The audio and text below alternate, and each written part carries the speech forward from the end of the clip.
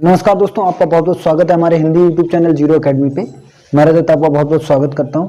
तो आइए वीडियो को शुरू करते हैं और आज हम बात करेंगे पॉलिटी के अगले टॉपिक के बारे में। कि इससे पिछले वाले वीडियो में हमने बात की थी पॉलिटी में कि हमने भाई दो युद्धों की बात की थी। दो युद्ध कौन कौन की बात की थी? दो युद्धों की बात की थी। दो युद्ध कौन कौन से कि हमने बात की थी? पहले प्लासी के युद्ध की, और प्लासी के युद्ध के बाद हमने बात की थी बक्सर के युद्ध की। ये दोनों युद्ध क्यों इम्पोर्टेंट थे इसके लिए देखिएगा कि जब भी दोनों युद्धों की बात की जाती है तो मैंने पिछले वाले वीडियो में आपको डिटेल में बताया भैया किसके किसके मध्य ये युद्ध हुए थे और कब हुए थे। तो अगर आपने हमारा पिछले वीडियो नहीं देखा तो आप पहले पिछला वीडियो देख लीजिएगा, उसके बाद इस वीडियो को जरूर देखिएगा आके। कि देखिएगा प्लासी और बक्सर के युद्ध में क्या हो गया था कि भैया ब्रिटिश ईस्ट इंडिया कंपनी की सेना जीती, और ब्रिटिश ईस्ट इंडिया कंपनी जब बक्सर का युद्ध जीतती है तो उसके बाद क्या होती है कि 12 और 16 अगस्त को दो संधियां होती हैं, और ये संधियां होती हैं 1765 में। तो इसी संधि को क्या कहा जाता है? इलाहाबाद की संधि के नाम से जाना जाता है। कि भैया इस संधि को किस नाम से जाना जाता है? इलाहाबाद की संधि। ये कई बार क्वेश्चन पूछा जाता है कि भैया इलाहाबाद की संधि कब हुई थी, तो आपको याद रखना है कि इलाहाबाद की संधि कब हुई थी? 1765 में। किसके किसके मध्य युद्ध हुआ था जब? तो ब्रिटिश ईस्ट इंडिया कंपनी और संयुक्त सेना के मध्य। इससे पिछले वाले वीडियो में मैंने आपको पूरा डिटेल में बताया हुआ था कि इलाहाबाद की संधि के बाद काम क्या होता है कि भारत में जो मुगल शासक थे, अंतिम मुगल शासक शाह आलम द्वितीय, उनको क्या बना दिया जाता है? पहला पेंशनर बना दिया जाता है, और उनसे कहा जाता है भैया अब आप जो है पेंशन लीजिएगा, अब आपका राजपाट हम देखेंगे। ठीक है भाई। उसके बाद दूसरा दौर आता है कि दूसरा काम क्या किया जाता है? इस संधि के बाद दूसरा काम किया जाता है, बंगाल में द्वैध शासन लागू किया जाता है। बंगाल में क्या लागू किया जाता है? बंगाल में द्वैध शासन लागू किया जाता है। अब द्वैध शासन क्या होता है?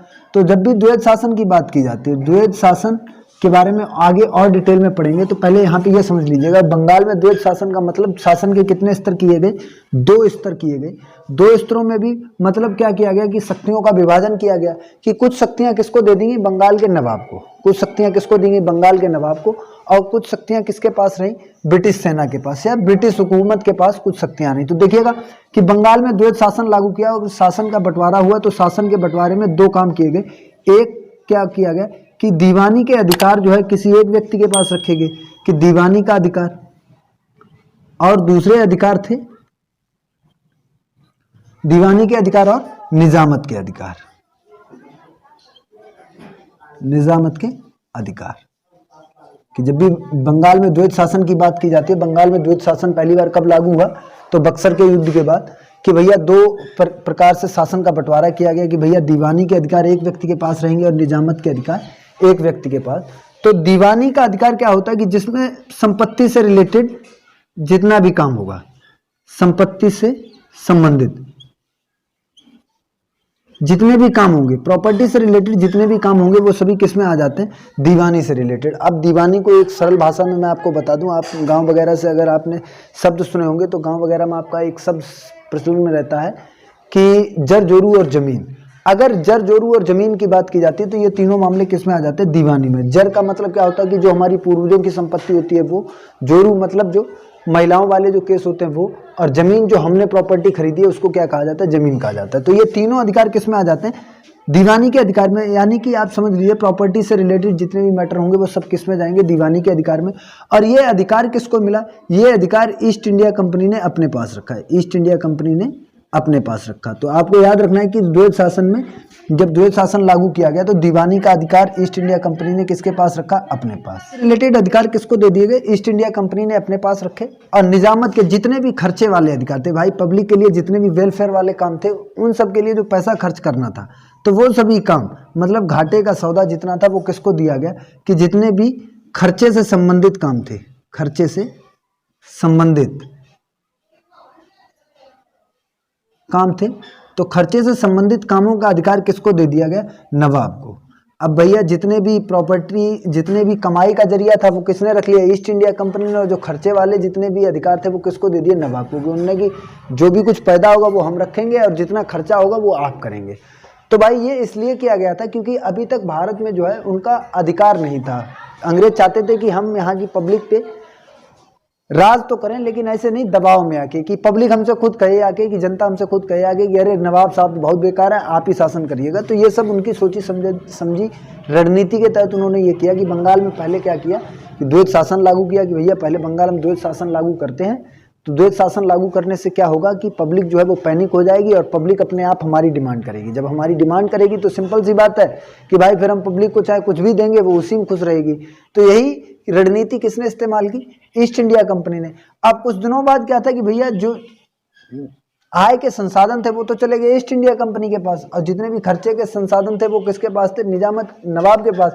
तो कुछ दिनों तक इसने जो है क्या किया कि अपने आप को कैसे भी करके बचाए रखा, लेकिन ये जो है ज्यादा दिनों तक नवाब जो था वो सर्वाइव नहीं कर पाया। जब सर्वाइव नहीं कर पाया, सर्वाइव ना कर पाने का कारण वही कि आपके खिलाफ जब पब्लिक में रोष बढ़ जाएगा तो आप कहीं से भी जाएंगे तो आपको जो है आपकी निंदा सुनने को मिलेगी। तो यही इस कंडीशन आई नवाब के साथ, और नवाब ने क्या किया कि भैया ऐसा करिए, ये भी आप ही रख लीजिएगा, हम चला नहीं पाएंगे सत्ता, आप अपने आप देख लीजिएगा। तो यही तो चाहते थे अंग्रेज कि आप कैसे भी करके स्वेच्छा से अपनी सत्ता हमको दे दें और उसके बाद जो है हम यहाँ पे राज करें। तो देखिएगा इस द्वैत शासन का इंपॉर्टेंस क्यों है, इतना मतलब जरूरी क्यों था द्वैत शासन, आपको बताना। कि जब भी हमने भाई बात की थी कि देख लीजिएगा कि जब भी हम बात करते हैं राज्य की, तो राज्य शब्द, राज्य की परिभाषा क्या दी गई थी कि भाई राज्य के लिए 4 तत्वों की जरूरत थी। कौन कौन से 4 तत्व? कि भाई भूभाग होना चाहिए, जनसंख्या होनी चाहिए, और जनसंख्या के बाद क्या होना चाहिए? जनसंख्या के बाद यहाँ पे होनी चाहिए सरकार, और सरकार के बाद तीसरी चीज संप्रभुता। संप्रभुता। तो जब भी 1947 से बात की जाती तो भारत संप्रभुत्व नहीं था, लेकिन जब राजा महाराजा नवाबों के टाइम पे भैया भूभाग था, जनसंख्या थी, सरकार भी थी। नवाब क्या थे? वहां के सरकार थे। लेकिन नवाब को क्या कर दिया गया? संप्रभुता में नहीं थी कि भैया वो डिसीजन ले सके। ये कब काम हो गया था? द्वैत शासन के बाद। कि द्वैत शासन जैसे ही लागू किया तो ये अधिकार छीन लिया गया, मतलब वो राज्य नहीं रहा। लेकिन द्वैत शासन के बाद जैसे ही नवाब ने हथियार डाले कि भैया अब तो जो है सरकार भी किसकी हो गई? ईस्ट इंडिया कंपनी की, और सरकार जो थी उसको संप्रभुता थी, वो अब जो है डिसीजन ले सकती थी। लेकिन डिसीजन कौन लेता था? रानी लेती थी। तो जैसे ही सरकार मतलब नवाब ने हाथ छोड़े, वैसे ही उनके पास सरकार भी आ गया, जनसंख्या भी आ गई, भूभाग भी आ गया, और उनके पास संप्रभुता थी। तो वैसे ही क्या होगा कि एक राज्य बनकर तैयार हो गया। क्या बनकर तैयार हो गया? राज्य बनकर तैयार हो गया। अब राज्य जब बनकर तैयार हो गया तो अब राज्य पे क्या चलाना था? शासन चलाना था। और शासन चलाने के लिए यानी कि व्यवस्था लागू करनी थी। भाई जैसे ही बंगाल के नवाब ने हथियार डाले, मतलब मना किया कि भैया हमसे नहीं चलेगा, वैसे ही अब क्या था, इनके पास जो बंगाल वाला क्षेत्र था अब वो इनके लिए क्या बन गया था? एक राज्य बन गया था। क्या बन गया था? राज्य बन गया था। अब राज्य पे शासन चलाने के लिए राज्य में व्यवस्था लागू करनी पड़ेगी। भाई अगर आपको शासन चलाना है तो क्या लागू करने की? व्यवस्था लागू करनी पड़ेगी। अब व्यवस्था को लागू करने के लिए क्या बनाने पड़ेंगे? नियम बनाने पड़ेंगे। क्या बनाने पड़ेंगे? नियम बनाने पड़ेंगे। और इन्हीं नियमों को क्या कहा जाता है? मौलिक नियम कहा जाता है। जो मैंने आपको पहले ही बताया है कि किसी भी राज्य में व्यवस्था को लागू करने के लिए जो नियम बनाए जाते हैं उन नियमों को क्या कहा जाता है? मौलिक नियम कहा जाता है। तो जब भैया बंगाल जब राज्य बनकर तैयार हो गया तो उसमें व्यवस्था चलानी थी। व्यवस्था के लिए क्या बनाने थे? नियम बनाने थे। और नियम कहाँ बनेंगे? कि भाई जब तक ईस्ट इंडिया कंपनी भारत में नहीं, ईस्ट इंडिया कंपनी एक प्राइवेट कंपनी थी, तो वहां की सरकार, ईस्ट इंडिया कंपनी किस सरकार के अंतर्गत काम करती थी? ब्रिटिश सरकार के अंतर्गत। तो ये नियम बनाने के लिए कहाँ जाना पड़ता था? ब्रिटिश पार्लियामेंट में। कहाँ जाना पड़ता था? ब्रिटिश पार्लियामेंट में। ब्रिटिश पार्लियामेंट में। ठीक है दोस्तों, कि जब भी बात की जाती है कि नियम की, तो नियम कहाँ बनते थे? ब्रिटिश पार्लियामेंट में। अब ब्रिटिश पार्लियामेंट से ये नियम कहाँ भेजे जाते थे? वापस भारत में भेजे जाते थे। अब भारत में जब नियम भेजे जाते थे तो इनको लागू कराने के लिए भारत में कौन होता था? कि उस टाइम पे भारत में बंगाल में गवर्नर होता था। कौन होता था बंगाल में? गवर्नर। कि भैया गवर्नर वाले क्षेत्र में इनको लागू कराने, नियमों को लागू कराने का जिम्मेदारी किसकी होती थी? गवर्नर के पास। और इन नियमों को क्या कहा जाता था? अधिनियम कहा जाता था। कि जो भी नियम ब्रिटिश पार्लियामेंट से बनकर आते थे उन नियमों को क्या कहा जाता था? अधिनियम कहा जाता था। तो देखिएगा बंगाल में द्वैत शासन लागू होने के बाद क्या किया गया कि बंगाल के द्वैत शासन लागू होने से इसको 2 भागों में बांटा गया अधिकार को। कि दीवानी के अधिकार किसने ले लिए? ईस्ट इंडिया कंपनी ने। जितने भी मुनाफे के काम थे वो ईस्ट इंडिया कंपनी को। निजामत के अधिकार किसके पास? नवाब के पास। जितने भी खर्चे से संबंधित, तो खर्चा भैया एक टाइम तक उन्होंने किया, जब उनकी लिमिट से बाहर हो गया उन्होंने शासन छोड़ दिया। यही चाहते थे कौन? अंग्रेज। जैसे ही सरकार ने वहां पे हाथ डाले तो वैसे ही भूभाग, जनसंख्या तो थी उसके पास, सरकार भी आ गई उनके अंडर और संप्रभुता थी, तो ये क्या बनकर तैयार हो गया, एक राज्य बनकर तैयार हो गया। जैसे ही राज्य बनकर तैयार हुआ तो राज्य में क्या लागू करनी होती है, व्यवस्था, शासन चलाना होता है। तो शासन चलाने के लिए क्या करनी होती है, व्यवस्था। अब व्यवस्था को बनाए रखने के लिए क्या चाहिए थे, नियम चाहिए थे, और इन नियमों को ही क्या कहा जाता है, मौलिक नियम कहा जाता है। और ये मौलिक नियम कहाँ बनेंगे, ब्रिटिश पार्लियामेंट में। ब्रिटिश पार्लियामेंट से जब ये नियम भारत में आएंगे, भारत में भी कहाँ पे, बंगाल में, तो इन्हीं नियमों को बंगाल में किस नाम से जाना जाता है, अधिनियम के नाम से जाना जाता है। ठीक है दोस्तों, उसके बाद देखिएगा बात की जाती है अधिनियमों की, कि इससे पहले आपको जो बेसिक कॉन्सेप्ट है, यहाँ तक जो बेसिक कॉन्सेप्ट है उसके बारे में बात करेंगे। मुझे नहीं लगता यहाँ तक आपको कोई समस्या है। अगर आपको कोई समस्या है तो आप कमेंट बॉक्स में जरूर कमेंट करिएगा, आपकी समस्या का सॉल्यूशन आपको जरूर प्रोवाइड कराया जाएगा। देखिएगा कि भैया बिल और एक्ट में अंतर क्या होता है, कि यहीं पे बात आती है भाई, बिल और एक्ट मतलब आप सीधी सी बात, हिंदी में इसको कहा जाता है विधेयक और अधिनियम में अंतर क्या है। कि जब भी आपसे कहा जाए विधेयक और अधिनियम तो इसमें अंतर क्या है, तो आप देख लीजिएगा कि जब भी बात की जाती है बिल और एक्ट में अंतर की, किसकी बात की जाएगी, बिल और एक्ट। बिल का मतलब होता है प्रस्ताव और एक्ट का मतलब क्या होता है, अधिनियम।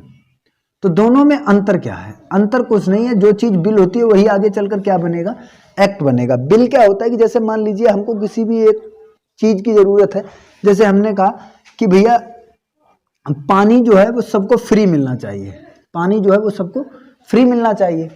तो हमने क्या किया कि हमने एक कागज लिया और उस कागज पे पानी से रिलेटेड जितनी भी समस्याएं आ रही थी वो सब मेंशन किया, मतलब अभी जो समस्याएं थी वो मेंशन की, और अगर हम पानी को सभी लोगों तक फ्री पहुंचा दें तो उसके बाद ये फायदे होंगे। तो हमने उसके नुकसान और फायदे किसी एक कागज में रख के और उसको जो है कहाँ पेश किया, संसद में पेश किया। कहाँ पेश किया, ये कागज जो है जैसे ही संसद में हम लेके गए, इस कागज प्रस्ताव को जब हम संसद में लेके जाएंगे तो जैसे ही इस प्रस्ताव को संसद में पेश किया जाएगा वैसे ही ये प्रस्ताव किस में बदल जाएगा, आपका ये प्रस्ताव आपका बदल जाएगा विधेयक में। किस में बदल जाएगा, विधेयक में बदल जाएगा। यही प्रस्ताव, जिस प्रस्ताव में आपने उसके फायदे और नुकसान को बताया हुआ है, यही प्रस्ताव जैसे ही संसद के किसी भी सदन में पेश किया जाएगा तो वैसे ही ये प्रस्ताव किस में बदल जाएगा, विधेयक में। अब इस संसद से ये प्रस्ताव जब पास होके निकलेगा और कहाँ पहुंचेगा, राष्ट्रपति के पास। जैसे ही ये प्रस्ताव किसके पास पहुंचेगा, राष्ट्रपति के पास, तो ये विधेयक जो है राष्ट्रपति के हस्ताक्षर होने के बाद यही विधेयक किस में बदल जाता है, एक्ट में। किस में बदल जाएगा, एक्ट में। तो बिल जो है वो एक्ट कब बनता है, जब उस पर राष्ट्रपति के हस्ताक्षर हो जाते हैं। तो ये एक छोटा सा पॉइंट है कि जब भी कोई प्रस्ताव किसी भी कागज में लिखे हुए, जब भी हम किसी कागज में कोई भी अधिकार लिख के जब उसको संसद में पेश करते हैं कानून बनवाने के लिए, तो उसको जब संसद में पेश किया जाता है तो उस संसद में पेश करने से पहले वो चीज़ क्या होती है, प्रस्ताव होती है, अमेंडमेंट होता है, और जैसे ही उसको जो है संसद के किसी भी सदन में पेश किया जाता है तो वही प्रस्ताव आपका क्या बन जाता है, विधेयक बन जाता है। और विधेयक पे जैसे ही राष्ट्रपति के साइन होते हैं वही विधेयक आपका क्या बन जाएगा, एक्ट बन जाता है। ठीक है दोस्तों, उसके बाद देखिएगा ये बात थी बिल और प्रस्ताव में अंतर की। अगला पॉइंट देखिएगा कि भाई जब भी भारत की संवैधानिक यात्रा की बात की जाती है, जब भी भारत की संवैधानिक यात्रा की बात की जाती है, यानी कि दौर आता है भैया अब बंगाल के नवाब ने अपना इस्तीफा दे दिया, इस्तीफा देने के बाद राज्य बनकर तैयार हो जाता है, राज्य में शासन चलाने की बात आती है, तो क्या बनाने होते हैं, अधिनियम बनाने होते हैं, और अधिनियमों को भारत में लाया जाता है। तो मतलब बनेंगे कहाँ पे, अभी 1773 से आपके अधिनियम कहाँ बनेंगे, ब्रिटिश पार्लियामेंट में। देखिएगा कि जब भी संविधान की संवैधानिक यात्रा की बात की जाती है, संविधान की संवैधानिक यात्रा, तो जब भी संविधान की संवैधानिक यात्रा की बात की जाती है तो इसको दो भागों में बांटा जाता है। संवैधानिक यात्रा को दो भागों में बांटा जाता है। देखिएगा दो भागों में कौन कौन से, कि एक तो बात की जाती है 1773 से 1858 तक, कि 1773 से 1858 तक का सफर, और दूसरा 1858 से 1935 तक का सफर, कि दो क्रमों में बात की जाती है संविधान की संवैधानिक यात्रा की। 1773 से 1858 तक और 1858 से 1935 तक का दौर जो है वो काउंट किया जाता है। इस टाइम पे जो भी नियम भारत में आएंगे, इस टाइम पे जो भी नियम भारत में आएंगे 1773 से 1858 तक, तो ये एक्ट जो भारत में आएंगे ये एक्ट बनेंगे कहाँ पे, ब्रिटिश पार्लियामेंट में। ब्रिटिश पार्लियामेंट में। ये एक्ट कहाँ बनेंगे? ब्रिटिश पार्लियामेंट में। और इन्हें भारत में लागू कौन करेगा? इन्हें भारत में लागू करेगा, इन्हें लागू कौन करेगा? East India company. उसके बाद बात आती है 1858 से 1935 तक के दौर की बात की जाती है। तो ये कानून एक्ट बनेंगे कहाँ पे? ये एक्ट अभी भी कहाँ बनेंगे? ब्रिटिश पार्लियामेंट में। कि बनेंगे कहाँ पे? ब्रिटिश पार्लियामेंट में।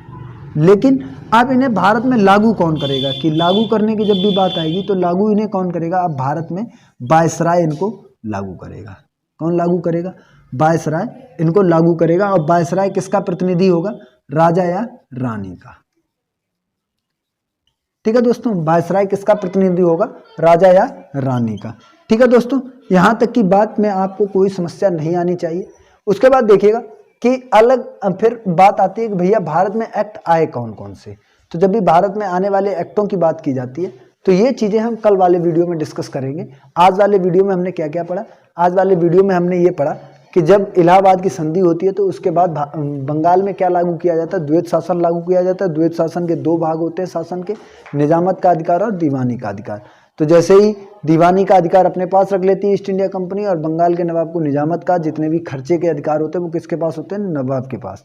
नवाब कुछ दिन तक शासन करता है, शासन करने के बाद शासन सत्ता छोड़ देता है। और यही अंग्रेज चाहते हैं। अंग्रेजों की इस मतलब अंग्रेज यही चाहते हैं। और अंग्रेजों को जैसे ही सत्ता मिलती है तो उनके पास एक बंगाल जो है क्या किस कैटेगरी में आ जाता है? राज्य की कैटेगरी में। अब राज्य में व्यवस्था लागू करने के लिए क्या बनाने पड़ते हैं? आपको नियम बनाने पड़ते हैं। इन्हीं नियमों को क्या कहा जाता है? मौलिक नियम कहा जाता है। और इन्हीं मौलिक नियमों को अगर किसी पुस्तक में लिख दिया जाएगा तो वही पुस्तक आपकी क्या कहलाएगी? संविधान कहलाएगी। उसके बाद बात आती है बिल और एक्ट में अंतर की, तो वो मैंने आपको बता दिया।